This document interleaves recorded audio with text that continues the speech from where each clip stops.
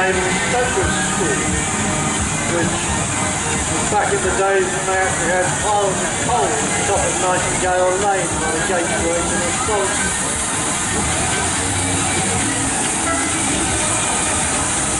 And tailors really what to do with shovels, things like that. Well, it's all nuclear propulsion and things like that today, HMS Fulton. I believe it's something like naval engineering. Quite a long and interesting history, in particular the steam wagon, because before it was gifted to HMS Fulton by the previous owner, it was actually used in his contracting business down in Kent very successfully for many years. That was Wingham Engineering down in Kent operated this vehicle for a long time.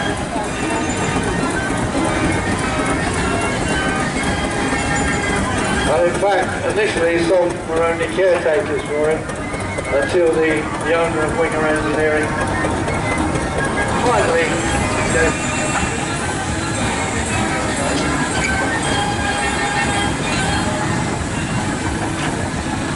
little steam engine that's arriving next now to the central and in the lineup. You've got your program, I hope you have, it's number 36, and this is the Wallace and Stevens oil bath tractor. Well, oil bath has all to do with the lubrication there for the drive. Another Wallace going past us now, the commentary point. Well, Wallace and Stevens were our local steam engine manufacturer, if you like. They were manufactured at Basingstoke. And there's the family house in got past us there. One way to train the family to drive steam engines. It's a lot like bringing up your family with horses, bringing them up with a steam engine in the family.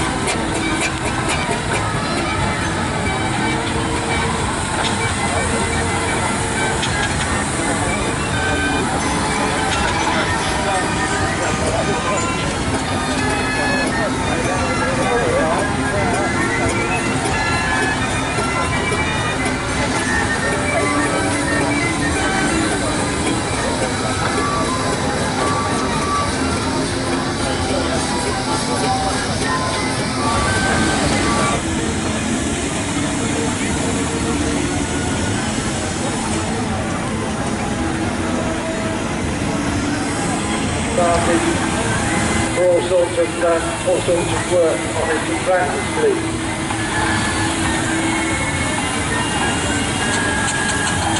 Many manufacturers, back at the turn of the previous century, there were over 100 manufacturers here in the UK actually producing steam for the road purposes, road engines of one type or another.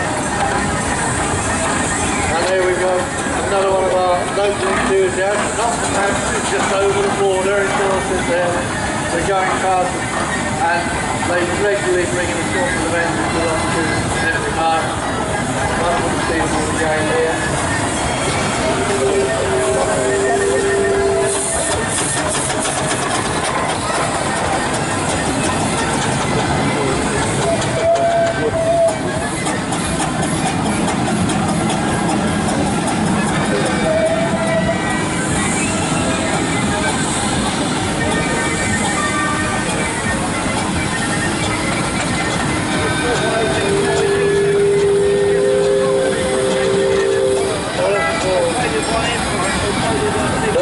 Tractor now, smoker going past us.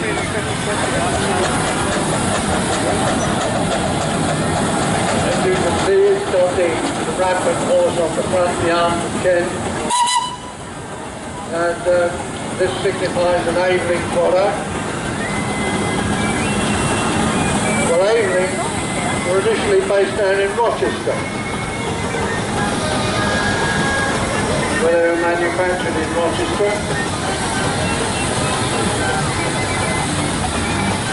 Because Thomas Aveling was a partner in many companies.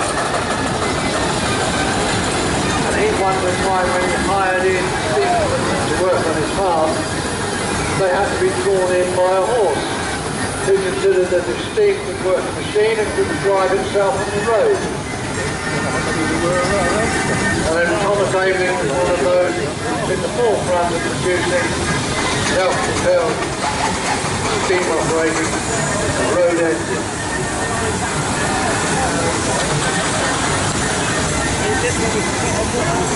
Always do have down here at Netley Marsh every year fine selection of various manufacturers, all types of steam represented. And unsurprisingly this year I'm expecting to see both as well as before.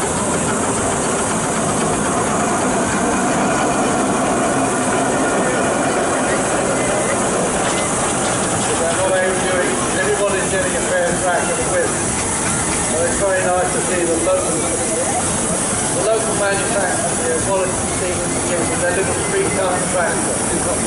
This one's got a lot of Hampshire history with it, as you can see. The HO registration. Just Wallace and Stevens uneconomic to produce these one-man tractors. And many were converted into rollers.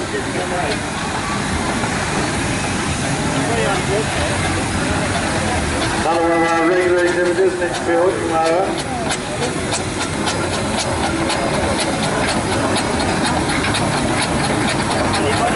You will have seen rollers, not only Aveling rollers, everyone expects to see the horse on the front of the road roller. Well, you'll see there's other badges out there in the line-up this weekend.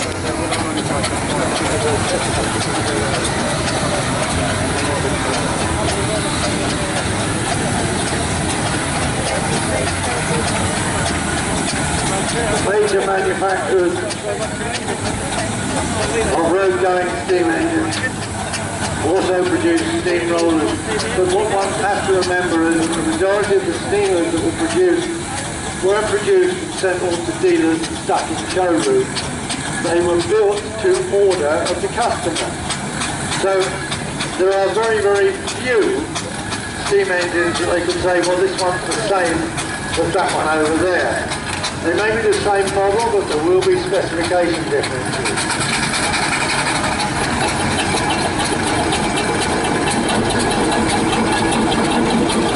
You've already seen the Bowden wagon that's in the arena, or the Bowden tractor actually was in the arena. It's in the tractor. But now we have a Bowden steam wagon basically, which is now a tanker, making its way into the position in the arena here. Bowden's were, we think, producing steam heavy haulage, we think probably straight away as Scammell. Well, before Scammell's there were Bowdens. Scammell's only existed because they were repair agents for Bowdens up in London. They mended Bowdens in London and they built trailers and equipment for them. And in the end they went away to build their own haulage vehicles. Around this time was the great time when everybody was actually starting to produce different forms of steam transport. Thornycroft were initially in London, but they soon moved to Basingstoke in Hampshire, and they were producing steam wagons. We had steam being produced here in Hampshire with Cashman, Thornycroft and Wallace and Stephen. Up to the Fowler roller going past us now. We've seen a Marshall out there somewhere, I'm sure. Just now I saw a Marshall slipping through.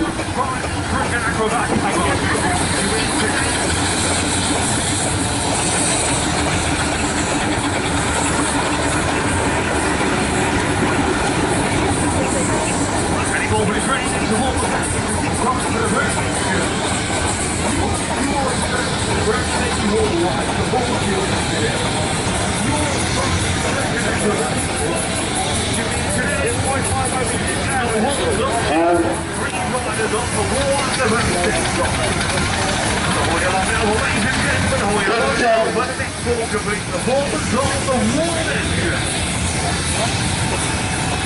you better run about your local newspaper, see those on TV. Subscribe to home, heartbeat, coffee, and the BBC. Time heartbeat goes live, how many more. We're here today, ladies and gentlemen, you'll entertain. Today's just in time, you'll welcome, you'll party on. We're starting on the inside now with a 15-minute live function. The best one you will see today. Let's get the guarantee.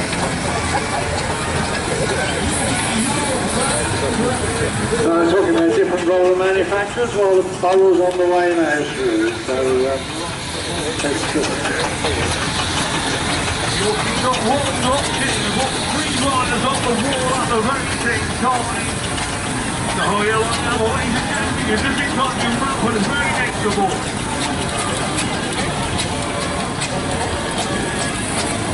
Racing right.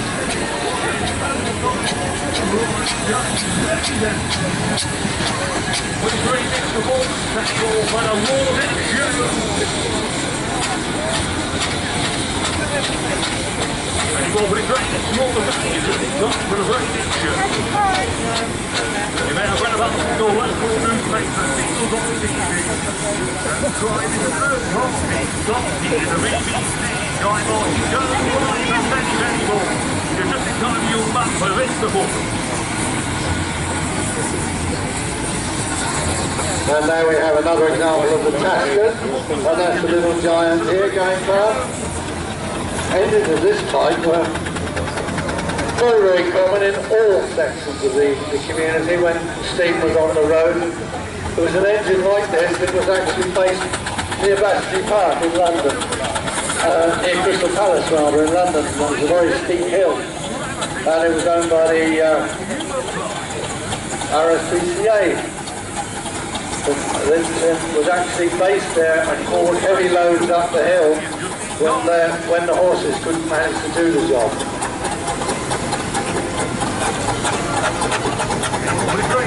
Now for our Showman's engine, the first one that we see here in the arena this weekend. And this is Showman's specification. And you can see all the barley twist brass. Well, this is what people usually think of when they think of steam engines, I suppose. They think of a Showman's engine. Well, as Showman's engines go, this is quite a small example,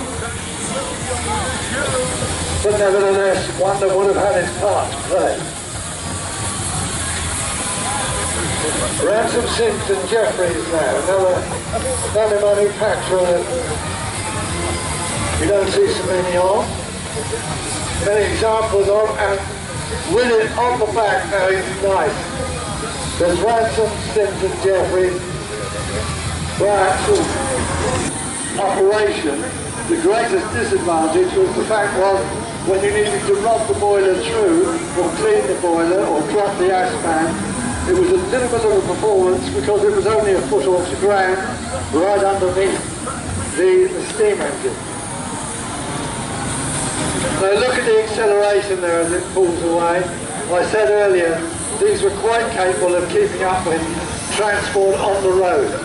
Sentinels were still producing steam right the way through into the 1930s and right the way beyond that. The last Sentinel steamers were produced in the Sentinel works alongside Sentinel diesel lorries. And they were there almost to the end of the Sentinel works being produced. I think the last batch of Sentinels that were produced went off to Argentina. They were a fine display of steamers we have out here in the arena for us today.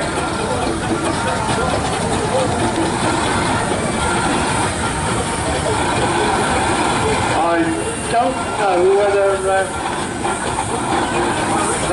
yes, the miniature steam are on the way in.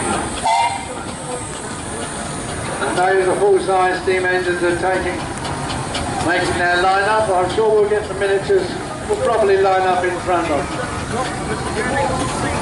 And it's all very convenient today from the commentary point here because we're on top of the hill.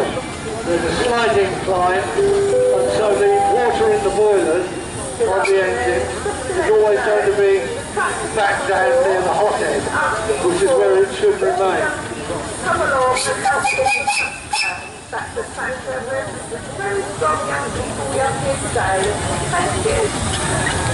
Couple of the heavier rollers now coming in. The rollers of all sizes in the Britannia work. That's by the way it sounds, and this sounds pretty well indeed. There's restoration under progress on this engine. Great to see the name. Back to aiming again now.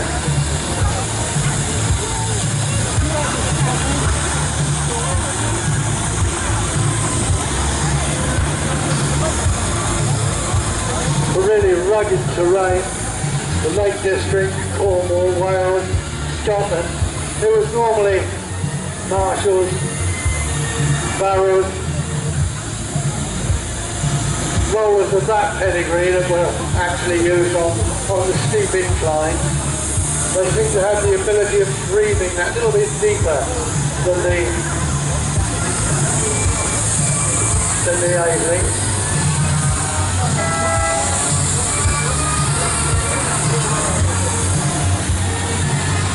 Finding time Fowler now. In Fowler's own livery, this one. Some manufacturers had their own particular work livery. Other manufacturers painted immediately to the customer's specification.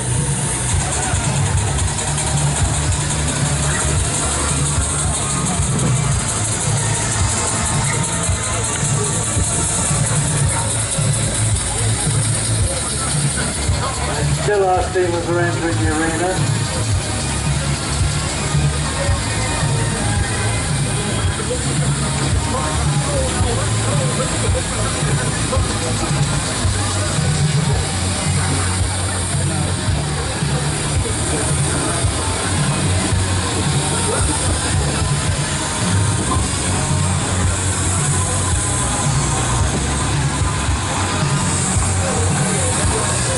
Now our miniature steamer arriving, and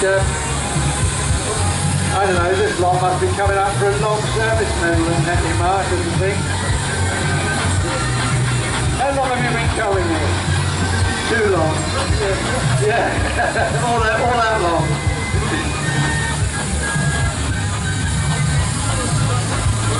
Now miniature steam engines, they're not toys, they're not models.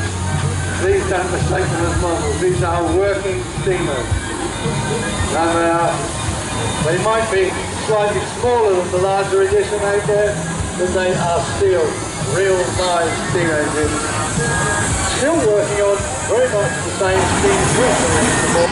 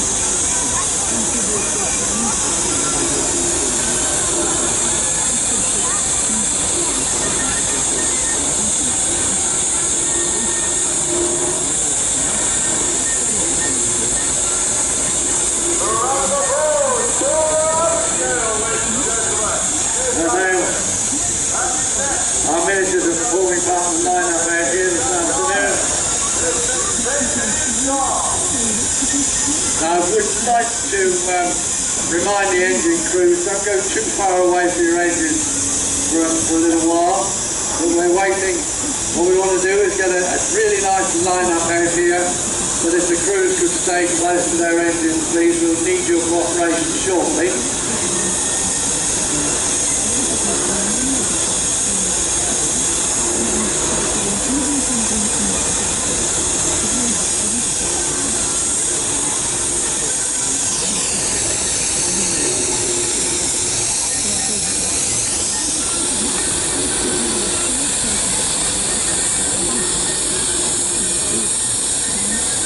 Well, is that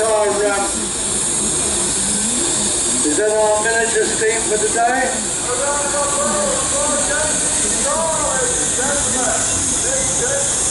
Neil, are there any more miniatures going round anywhere? That's our miniatures for today. Well, ladies and gentlemen, I think we've got our line-up of steamers out there in the arena. Whoa, whoa! We've got another couple coming around.